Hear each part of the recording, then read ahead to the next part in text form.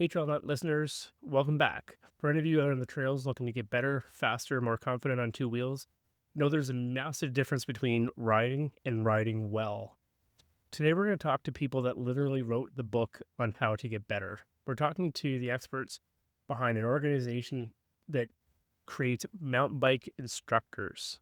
We're going to dive into what it takes to become an instructor, how their training benefits everyone from a competitive mountain biker to someone that's a complete beginner.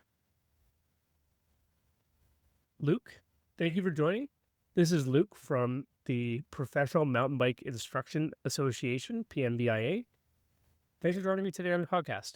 Well, thank you for having me. It's a pleasure.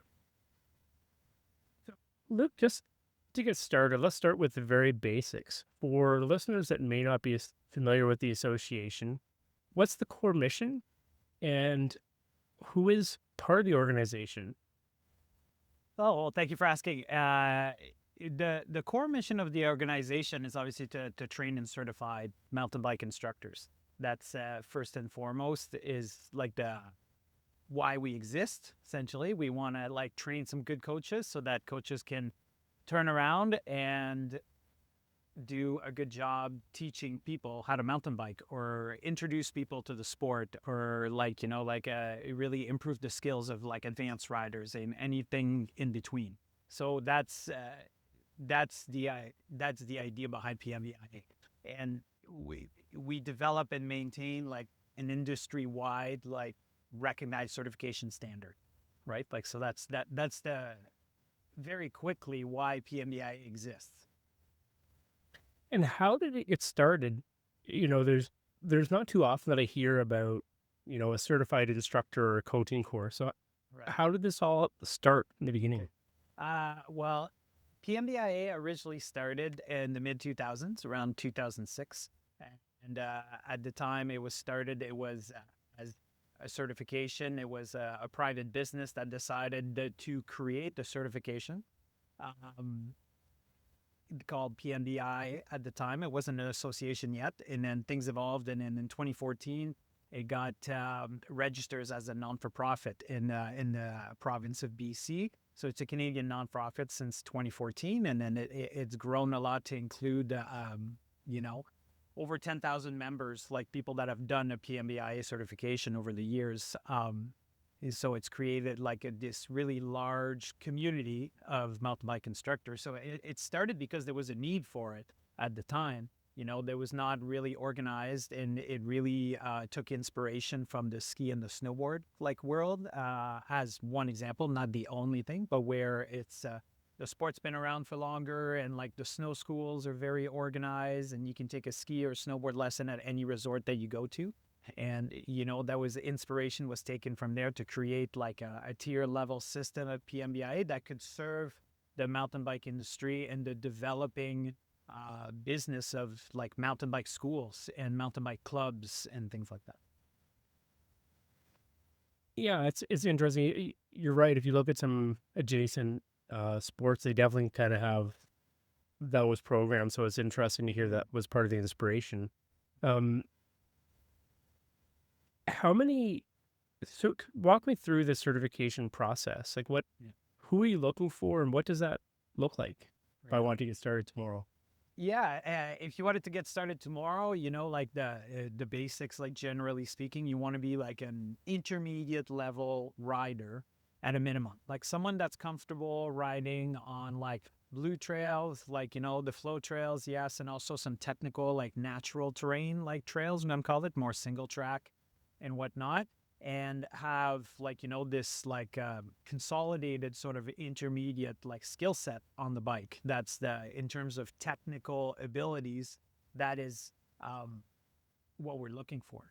But the big thing on the course is you come to the PMBIA level 1 to get a methodology, a way of teaching people, like a way of communicating the information concisely, effectively, so that we can teach you effectively. That's the big chunk of the level 1 course, and that's really our courses are about. Yes, we develop like your technical ability on the bike. You'll get something out of even just a level 1, depending on where you're at in your development as a rider. And as the levels go up, like the level goes up that way. But at the level 1 level, getting started, it's about coming and learning our methodology and how to use it effectively. And how many levels are there? There's 4 levels in our certification tiers. So level 1, 2, we can say level 1, 2, 3, 4. So how it's laid out, we have the level 1, that's a 3-day course. You learn the PMBIA way, let's say, or methodology and whatnot, and how to use it. You also get some development on your riding. And then after that, continuing on your development, you can make a choice between what we call like our tech course or our air course. And that's, you can decide which one you do first. And that would be your level 2. Let's say you go do, let's say I want to learn how to teach like jumping and drops and whatnot. So I'm going to go do the air course, which is a 4-day course, which becomes your level 2 at that point. And if you're interested in continuing after that, like, of course, which is, a bigger commitment, then you're going to go and do the other like course. So you've done the air course, you go do the tech course, and that would be your level 3 essentially. And that's where we're going to expect the candidate pursuing their level 3 to be at a higher standard than just the passing standard on that course. And that would be the level 3 course. And then after that, we have the 5-day level 4 course that's been around in the tier. We started as a 3-tier like an organization, and eventually the level 4 got added, which was in line with many other discipline and sports and whatnot, such as skiing and snowboarding, that have like 4 tiers in their certification level. So that way we align with parallel industries where we meet in lots of places, and we're part of the greater sort of tourism and sports industry and recreation industry, and across the world that way. Parallel industries where we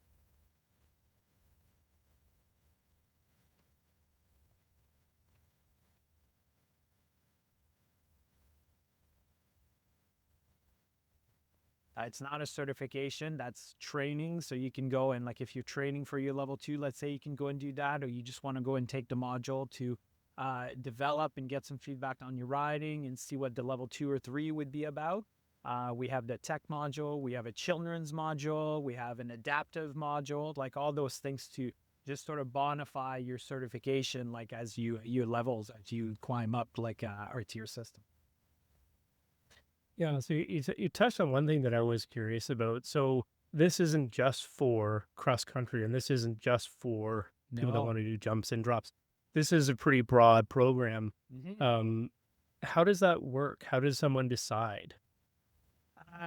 Good question. And yes, to confirm what you're saying, it's like we're not looking specifically for cross country riders or downhill riders or whatnot. Our product is the level 2 and the level 3, like the air course, let's say, is well suited to a bike park environment. So that'll be the type of rider, people that want to teach jumping or have like a jump park or and the skills park around where they are, and they want to help people and teach that. A lot of people come and see it's a natural progression that you get to a point you're doing trails and okay, I want to try my first drop. How do I do that? Or things like that. So that's one there.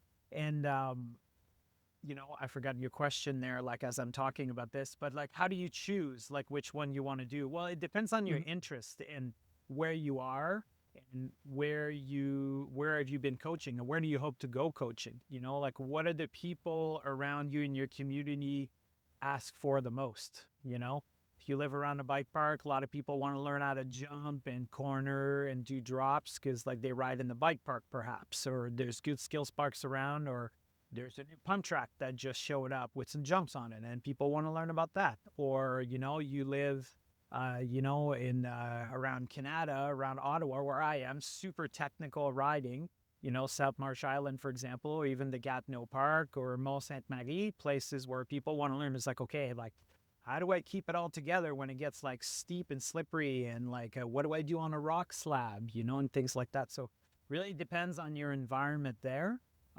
The strategy that I suggest is try to get the more knowledge that you can go and gather, the better coach you're going to be. The better instructor you're going to be, the better trainer you're going to be.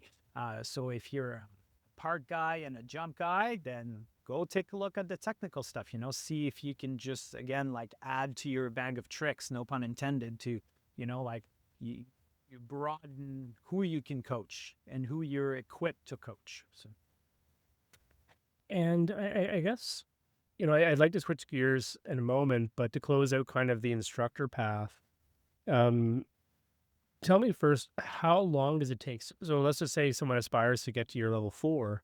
Um, what does that journey typically look like? How long is that? journey is the right word. And it's going to be different for everyone. I would say that, a lot of people can come in and do the level 1 and a level 2, like in succession, let's say, which is what I did when I started in this like pathway. I did them back to back, because I was ready for that. That like I had the skills and teaching experience from somewhere else in the snowboarding world and in the ski world that really helped me, like, transfer those skills over to mountain biking. And for some other folks, well, it might be a different learning curve in that sport. In terms of developing your technical ability to get a level 4, someone very talented that learns very quickly and very coachable, that has like a background maybe of racing mountain bikes and things like that, then perhaps they can, get through our pathway in a very short amount of time. Let's say, I don't know, 4 years. That would be pretty extreme. I would be very impressed that someone could put that together, have the time, resource, and the skills to just put that together 4 consecutive years. But it's not impossible, I would say that for most people, it's a personal journey, right? Like, so some folks like to take their time with it. Some people are very goal oriented and put like a time stamp on it, and they want to get there then, and they're going to push their development so that happens. But I think someone getting started today, if that's really your goal, like, like start with like a 10-year block would be what I would say. It's like start with a 10-year block and see where that gets you. And adjust along the way, like depending how's your journey going. Is there some injuries there? Are there some life events that just like change your thing? Like it's really, I always say, like, don't rush the process. Like, keep pushing, but don't rush the process. And you spurred another question I hadn't thought of, but what's the typical age that people are getting involved in this? Yeah, it's all over. Like I've had like 14-year-old I had a full cell of 14, 15-year-old candidates or my first course this year, and a level 1. So that was the first time I had like such a full group of very young folks. But other than that, like in my experience, for me, like I'm getting like lots of like all over the place. Like I'll often have someone in their 50s and like a 18-year-old, and like 4 or 5 other candidates in between. I get lots of Hmm. young professionals, people that want to develop their own riding and are involved with their local club, and then maybe they want to help and they got the money to come and do this course and the time. So they come and do it. There's the, okay, I'm going to be a summer camp counselor. I need to do this course, because that my Hmm. employment, my boss told me I needed this certification. So you have that too, you know? And then you have like riders that are just like out here because they're curious too. They come, it's like, oh, learning how to teach. I might not teach, but I'm interested, you know? I ride a Hmm. lot, like, or some people will come in, like they meet some more people on this course too. And that opens up like a whole like personal improvement sort of avenue for them, right? Like it's not a job for them, but it's personal development. And you get like a good chunk of that too. So it's a real mixed bag. Yeah, for sure. A comment there, which is where I want to kind of go. You touched on maybe there's a camp council that their employment said you have to get this. Mm, So tell me a little bit about like the industry reception, whether it's race organizers or like you said the camp right. councils, and I'm even interested maybe like some of our provincial governments. Like, what's the reception been? What's the recognition that your certification is getting? Good. It's been really well received, and it's a long road to get like really established and be recognized in like all the places that you mentioned. But we've done some work at all those levels and like seeing some progress. Like sometimes it doesn't go as quickly as we'd like, like there's some red tape involved and like insurance and things like that, but that we have to navigate. But it's been really well received, like especially in Canada, obviously, because that's where we started. We're in Canada. We're a global association, but the majority of our courses happen in Canada, like in Quebec, Ontario, Alberta, BC. We have lots of courses, and we have had established over the years, for example, like some uh, partnerships with Cycling BC, for example, where if you have your PMBIA level 1, like, well, that counts towards like some modules that you would normally have to do if you want to get your NCCP entry level coach. Like, I'm probably not using the right terminology here, but each province has different thing, but in the NCCP stream. So that was a really big thing, where the National Coaching Certification Program of Canada, so that's all sports, to be associated with that. And now we just did a pilot program with the Quebec Cycling Federation, where we tested, could we do sort of an abbreviated or a condensed course for someone that already has coaching certs and they want to come and get some PMBI material and information to bonify their whole coaching sort of tool bag that they're growing over the years. So there's some great projects like that we ran this year, and then we can come up in the future to have that, let's say, a 2-day level 1 instead of a 3-day for someone that has lots of coaching experience in the cycling world already, or a high performance athlete in mountain biking that wants to start coaching or add that to their coaching portfolio and whatnot. We've had some great collaboration with an organization in Quebec called Vélo Québec, which is like entirely run by grants and funds, and it's not a governmental entity or anything like that, but it's works with the government and works on grants and whatnot coming from that area. And they translated all of our materials for free, so they had some grant money available to help and support the profession of mountain bike instructor in Quebec, where we didn't have our material translated in French. Some pieces were, but not the whole reference guide and things like that. So we're able to get that done this year. And, translation is not cheap, I mean, with AI, it's getting cheaper and cheaper. Like, there's lots of resources out there, but to do a good job and to not give away all of our intellectual property by plugging into a translating device, that was a huge step. So, and we saw an immediate impact in the province of Quebec with how enthusiastic people were about our courses, and that the whole material in the course book and everything is available in French. Before we would teach it in French, but all the supporting material would still be in English, and I would translate it on the fly. So it's such a big step there. So, we're always looking for these opportunities to be recognized or to work with other coaching bodies in the sort of I'm going to say the non-for-profit realm, which allows us to play and get those grants and to and then down the road to just really to continue to give back to the membership and reinvest in this by, fostering those partnerships or creating new courses to allow and, open doors for people to join our big PMBIA community. And, so yes, we're definitely always focused on them. Yeah, for sure. I want to switch gears because obviously the instructors are one thing, but there's this whole pressure behind it. And I'd like to talk about, who's seeking out these coaches. No, absolutely. Who's seeking out those coaches? Well, bike schools. You have for example, one example that I've used, a bike park. Let's say you're in Ontario, we'll go Horseshoe Bike Park. Where Matt and his team there, build great trails. And then the only lift access bike park in Ontario, I believe, since Blue Mountain Bike Park closed down.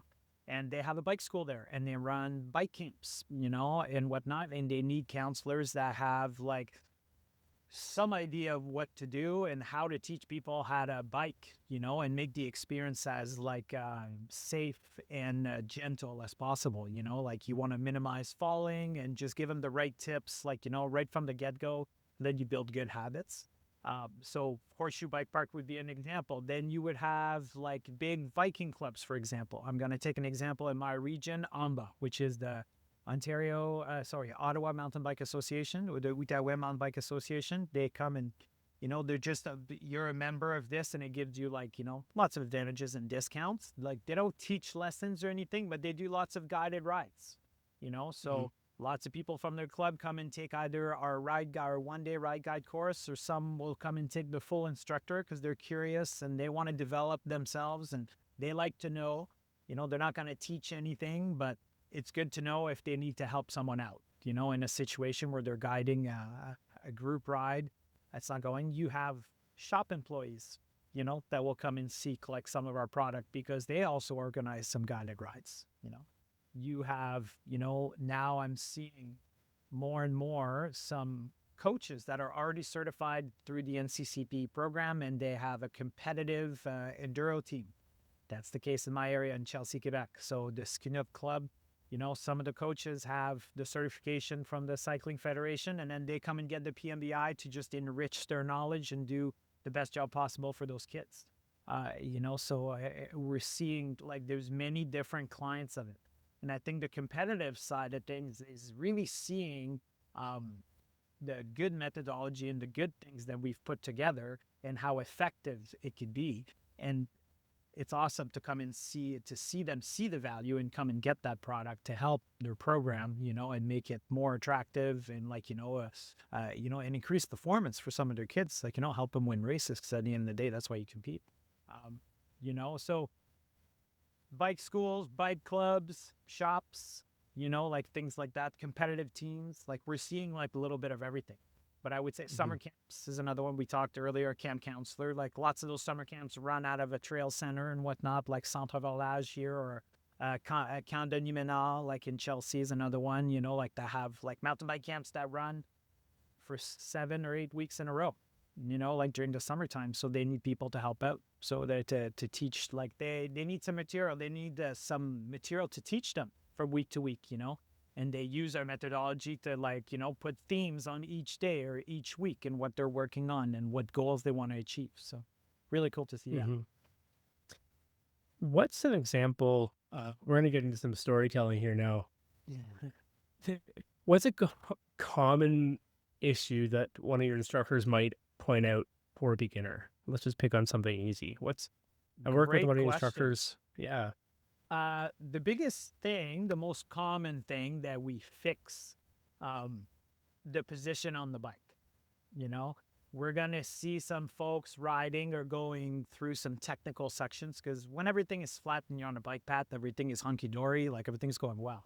When the terrain starts doing this a little bit more, that we start seeing how people stand on the bike, the relation between where is their body compare where's the bike, and how is that well connected? Is that working together, or is the body going one way, the bike going another way all the time, and they're kind of fighting each other? So the position on the bike is one of the biggest things, and like the things that we fix the most. Also, the things that for me and all of the trainers, my colleagues, that we spend the most time on, because it's really the foundation. If you're standing at the right place at the right time over the bicycle, things should feel easy, right? So we aim for that. Um, the other thing that we spend a good amount of time on, and also do some debunking of myths and whatnot, is with braking, right? Like, how do you use the brakes like effectively on a mountain bike? People, how do you use the brake? Well, you squeeze them. It's like, yes, okay. So how are we going to squeeze them? Do you want to slam it on and let it go like that all the time, or do we want to be a little gentle and be consistent with what we do with the lever? What's happening with the tires on the ground? Like, what sort of surface are we on? How much front brake should I be using? Or hey, let's start using the front brake. I worked on that with my son just a couple weeks ago. It's like, you need to start using the front brake more, like trust it, like it's okay. So we work on that a lot with beginners. Like, how to use the brakes effectively is a big one, but positioning, number one. Close second would be braking in the begin um, round there. When you start Hmm. getting to intermediate, like those two things are still very prominent in terms of things we work on. But then We're going to start slowly getting into, okay, how do we move the bike under the body? That's when you get into people want to learn how do you corner, like how do you do that better? How do I keep good traction when I go around the trail? Things like that. So that starts coming in as, the speed comes up and the level of riding comes up and whatnot. But position and braking, foundational skills. Yeah, it's interesting you're saying some of these stories, and I'm thinking even my own experience riding. Like people will ask you, like maybe it's their first time using clipless pedals. Like, well, how do you clip in and out? And I was like, well, I just do it. I've been doing it for 30 years. I don't know. Yes. It just happens by magic. But it's interesting. Um, I'm wondering, do you have any stories where you saw a student have a really major breakthrough moment, or there's a story that came out of one of your programs that just really sticks to in your mind? Yeah, no, absolutely. Many moments alike after teaching and lately in my career as an instructor, I've been like an instructor trainer a lot of the times. And just again, this spring doing courses, when you start talking about cornering, and direction control, like how to move the bike and tip the bike over and just, angulation and all those terms that you hear.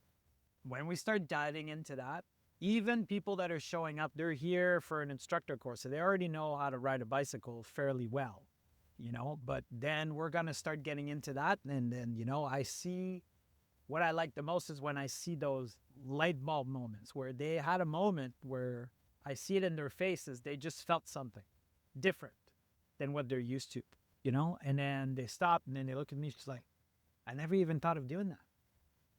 Like I know what you're talking about, but like I didn't think I could do it more, or I didn't think I could do it here, or I didn't think I could do it that much, and people with some experience that know a good amount about biking, but you're able to bring this small thing that makes a big difference in someone's riding, and someone's sort of a appreciation for the teaching and the coaching. It's like, see, it's like, we're here for a reason.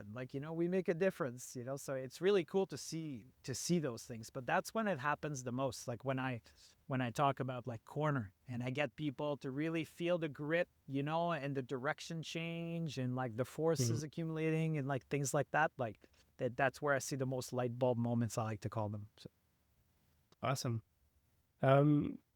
More questions, and then I've got a couple specific to you, but looking ahead, what's on the horizon for the organization? A good question. We definitely want to remain the leader in the industry, the certification of mountain bike instructors and coaches industry. We're a global standard and we pride ourselves on that. We want to, continue to partner with regional course providers, for example, is another thing, right? Because we are global. We're a Canadian association. We're not we don't operate and have businesses set up in all those countries, so we partner with the right, other organization in different countries. So continue to develop those relationships that we've done a great job of in the last 12 months, for example. That's been something that's been really awesome to see grow and come to fruition in places like Japan and Australia and the US especially, where I'm very excited to for the future in the US with the partner that we have down there. So it's definitely something we want to continue to do that. We want to make our courses available. We have, let's say that, like I said, over 10,000 people over the years that have taken our courses. So someone could, whether they're an active member right now paying their dues every year, or whether next year they decide to come back and do another course, we want to have courses available for these folks, and have some development opportunities available for them. So continuing to grow our presence and our course offering in North America and beyond is certainly a focus of ours. Continue to push the standard of, the quality of instructional materials. That's definitely something that we keep a close eye on, if I could say it like that. It's always, in our frame. We never lose sight of that. Yes, we want to grow and have more courses and have more members and grow the association and be financially healthy, all those things. We definitely want that. But, more important is to maintain that standard and the quality of our product, which has served us really well so far. And, we didn't rush the deployment of our courses and how big we are. We're at a stage now where we can. But the quality of the courses, we have a new technical director that started just like 6 weeks ago, John Casson, and we're very excited about what he brings to the table and his vision for the product. Like nothing completely different or anything like that. Just to like tweak and improve and raise, and polish, I should say, where we can to just keep the great um, reputation that we have for the quality of our courses. Right. And I've looked at the website. I believe it's pmbia.bike, That's and correct. I see that you do have a lot of courses like across over the season. There's a lot of opportunity if you're in one of the regions, Yeah, um, especially in Canada. especially in Canada. Yes, I definitely noticed that. Um, how does somebody that maybe is interested in finding one of your coaches? How do they find them? Yeah. You find them through obviously there's many ways, right? There's all sorts of different type of schools and clubs or whatnot that have certified PMBIA PMBIA instructors on staff. I'm gonna call them, whether they're volunteer or paid staff. You also have some remote schools, like in your area. I'll use the example, Mini Adventures. It's Charlotte Batty's, this little company there. And then she moves around. She's very in the Durham area where she is, but she also moves around. And she has PMBIA certified coaches on her staff, and they go over there. And for her, I believe, she'll say she has certified coaches, her coaches are certified by this, and that's why we offer this. And maybe there's some that are certified, from somewhere else, or they're like a certified coach, let's say, and they work, at a school or a club, and that could be valid as well, depending what you're looking for.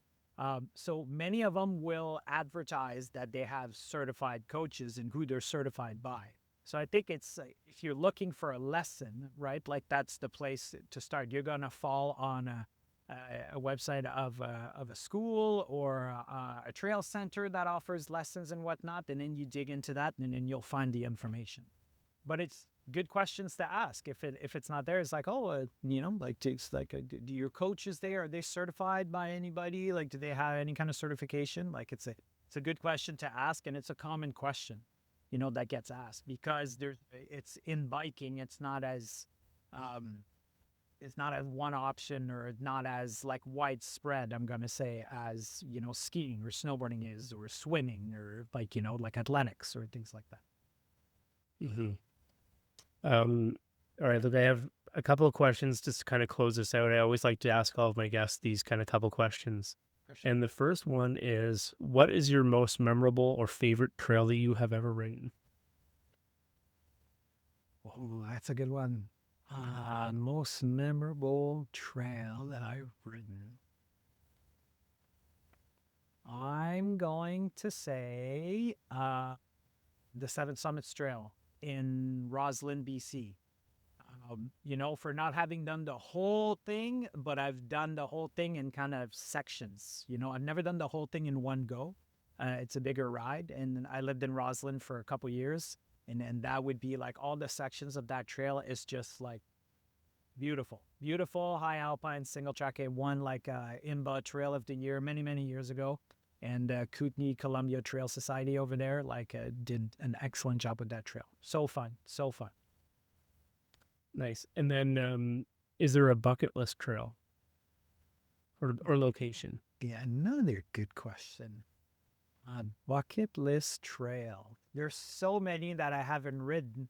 I was just at Grouse Mountain Bike Park, and right next to the shore, and I've never really spent much time in the shore trails, and I didn't have enough time to stick around and ride more. But, going to ride a few of the classics, like over on the North Shore, where a sport, Mhm. serious mountain biking was born, free ride mountain biking, like trails like Ladies Only or like the CDC, like things like that, like I'd love to go check out the old classics there. And people might laugh, they hear that maybe they're clapped out and they're not word riding too much anymore, but like they're classics. I'd love to go check them out. But also just at Whistler Bike Park, which I've been, like the top of the world trail, I've never got to run that yet, so also definitely a bucket list. And my goodness, Europe is loaded with trails that I want to go check out, like, and then go ride in France and get lost for days. That's also on the Yeah. list for sure. Okay. Last few questions. What is the current ride? My current ride, I Mm-hmm. ride a Commensal Meta SX. That's my current ride there. It's a custom build from, all sorts of different parts there and whatnot. But that's the current ride there. Yeah. And then the follow up to that, as you may be able to allude, is what is the dream build? You could build any bike. Ooh, good question. There's some really sweet brands out there that I'd love, but I really wanted to build like an Uno bike, like UNNO, that Spanish brand once upon a time. But then I saw a review of it, and like the reviews weren't that great. Uh, mm, but oh my goodness, the latest like Trek Fuel that just came out, like the latest Trek Fuel EX stuff. That looks like a really nice build. I'd love to build up one of those to my specs there, but um, probably the one that I've been lusting over. I'll give him a tie, like a Atherton bike. I'd love to get one of those frames and build up one of those bikes. I think they look really cool. I really like the idea behind them. And also this company called Raw, like RAWW. They make the Raw Madonna and they have a couple other trail bikes. Like those look really nice too. Like I'd love to build up one of those. So there you go. Not I didn't really answer your question. I gave you lots, but I give you a I think top that's the three. way. That's the way it goes. There's more than one bike you always want. There's room for more than Um, one bike in the garage, so it's okay. there's always more room. Uh, I think we just scratched the surface on the value of professional mountain biking instruction. I think that there definitely is a need. Yeah. I know that you talk to different people out there on the trail, and they don't know how to get started, and they don't know. And yeah, you can go and find a path and learn by doing, but having someone to help you give that guided path is a much probably faster way and safer way to get there. And Luke's, thank you. we debunk the myths. That's what I like to say a lot of the times. Oh, you go down, you got to lean way back. It's like, well, a little bit, but not all the way. Like things like that. So a lot of myths and things that people think they should do on mountain bikes. We like to like clear that up a little bit. Nice, some myth busting. Luke, thank you so much for taking the time to chat with me today. I think this has been a great session. I think there's a lot of great information that'll come out for the listeners. Again, folks, if you're listening, you want to find out more about the PMBIA Association, it's pmbia.bike. I think I stumbled on them on Facebook or Instagram, so they're there as well. Go check them Yeah. out. Lots of good content. If you did like this episode, make sure you give us a follow, give us a like, share with your friends, and have fun out there riding. Thanks so much. Awesome. Thank you very much for having me. Awesome. Thank you very much for having me.